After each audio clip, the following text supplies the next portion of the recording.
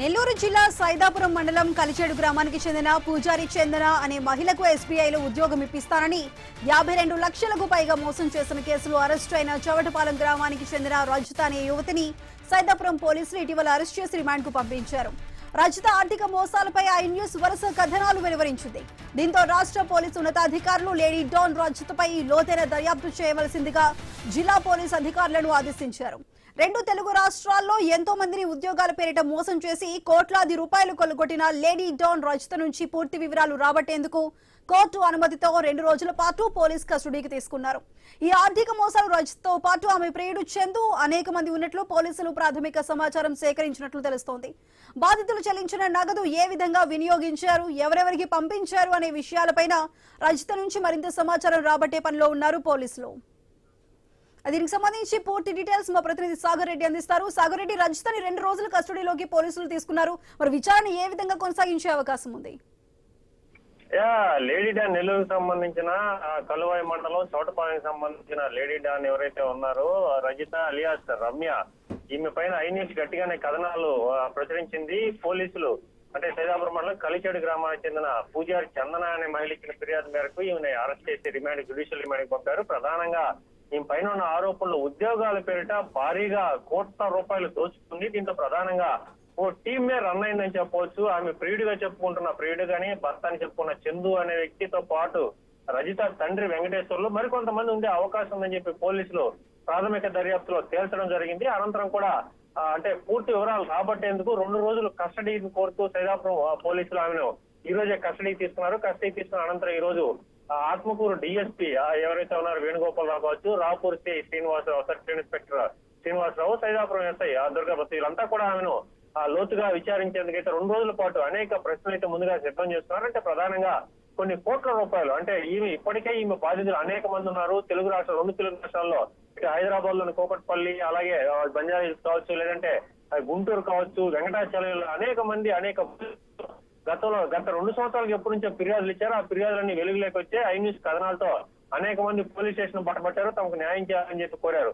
So ఈ నేపథ్యంలో ఆమెకు ప్రధానంగా అనేక ప్రశ్నలు కూడా మనకు తెలుస్తుంది. అంటే ఈ డబ్బులన్నీ ఫోన్ పేలు లేదంటే అకౌంట్లతో ఈ రజిత పొందుంది వాళ్ళ దగ్గర నుంచి. సో రజిత అకౌంట్ల నుంచి నేరుగా ఆమె అకౌంట్ లోకి పోయా, లేదంటే ఆమె ప్రియుడి చందు ఈ మొత్తానికి డబ్బులకు సంబంధించిన లావాదేవీలు ఎక్కువగా ఉన్నట్టు అని చెప్పి పోలీసులు ప్రాథమికంగా గుర్తించడం జరిగింది.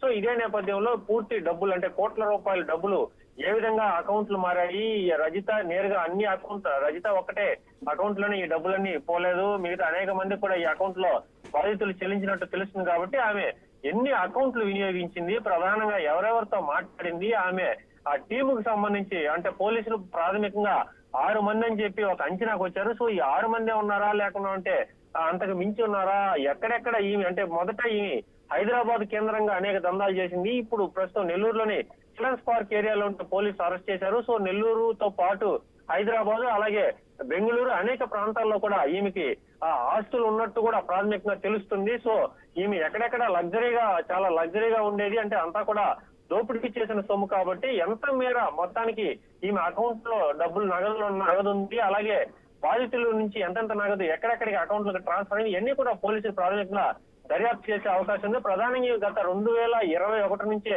ఈ ఆర్థిక మోసాలు పాల్పడుతోంది. కేవలం ఒక్క పూజారి చందన మాత్రం 53 లక్షల రూపాయలు 2023 నుంచి 2024 మధ్యలో 6 నెలల లోపల ఆమెకి ఎస్బీఐ లో జనరల్ మేనేజర్ ఉద్యోగం ఇప్పిస్తానని చెప్పిన నేపథ్యంలో నకిలీ అపాయింట్మెంట్ లెటర్, నకిలీ ఐడి కార్డు, నకిలీ మెయిల్స్ ఇచ్చేదానికి ఒక్కొక్క సమయంలో ఒక్కో విధంగా ఆమెకి లక్షల రూపాయలు ట్రాన్స్ఫర్ చేసింది. సో ఈ విధంగా చందనతో పాటు లిఖిత్ అనే మరో వ్యక్తి గుంటూరు ప్రాంతానికి చెందిన వ్యక్తి 1,20,00,000 రూపాయలు చెల్లించినట్టు మనకి ప్రాథమికంగా తెలిసింది. ఈ 1,20,00,000 కూడా పూర్తిగా బ్యాంకు ద్వారానే చెల్లించినట్టు తెలుస్తుంది. అలాగే ఇటు వెంకటాచలానికి సంబంధించిన ఒక వ్యక్తి, నెల్లూరు 5th టౌన్ కు సంబంధించిన శ్రీదేవి అనే మహిళ కూడా సుమారుగా 60 లక్షల రూపాయల వరకు చెల్లించింది. సో మొత్తం ఈ కోట్ల రూపాయల నగదు ఏ విధంగా ఏ అకౌంట్లకి ట్రాన్స్ఫర్ చేసింది, లేదంటే ఏదైనా ప్రాపర్టీస్ కొనుందా, లేదంటే ఏ విధంగా ఈ డబ్బుల్ని వినియోగించింది, ఇవన్నీ కూడా పోలీసులు ప్రాథమికంగా ఈ రోజు అంటే ఈ జ్యుడిషియల్ కస్టడీకి తీసుకున్న సమయం చాలా తక్కువ ఉంది. కాబట్టి ఈ రోజు ఆమెను కొన్ని ప్రశ్నలు వేశారు. మొత్తానికి 40 నుంచి 50 ప్రశ్నల వరకు ఆమెని 50 నుంచి ప్రశ్నల వరకు అడిగే అవకాశం ఉంది. సో ఈ రోజు రేపు కూడా ఈమెను పూర్తిగా జ్యుడిషియల్ రిమాండ్ నుంచి పోలీస్ కస్టడీకి తీసుకున్నారు. కాబట్టి లోతైన దర్యాప్తు అంటే మరిన్ని ప్రశ్నలు ఆమెకు ఆమె ముందుంచి ఎంతవరకు ఆమె సమాధానం చెప్తుందో కూడా అనేది కూడా ఇక్కడ ప్రశ్నార్థకంగా మారింది. ఎందుకంటే అక్కడ అప్పటికే ఆమె చిరుబుర్లాడుతుంది. మీడియా వాళ్ళు అంతా కూడా కొంత అక్కడికి వెళ్ళినప్పుడు అందరి మీద కూడా ఒక దుర్భాషలాడుతూ కూడా దుర్భాషలు ఆడిందని కూడా కొంత సమాచారం ఉంది. సో ఇప్పటికైనా ఆర్థిక నేరాల్లో ఆరితేరిపోయింది. ఈ వెనక ప్రధానంగా ఓ పోలీస్ అధికారి ఉన్నారని చెప్పి ఇప్పటికే మనం అనేక మార్లు కూడా చెప్పాము.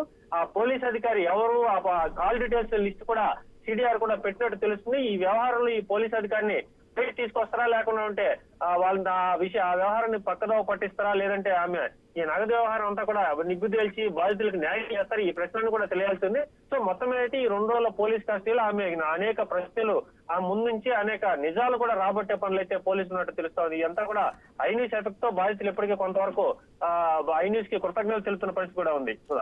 Right Sagar Reddy, thank you. Kakinada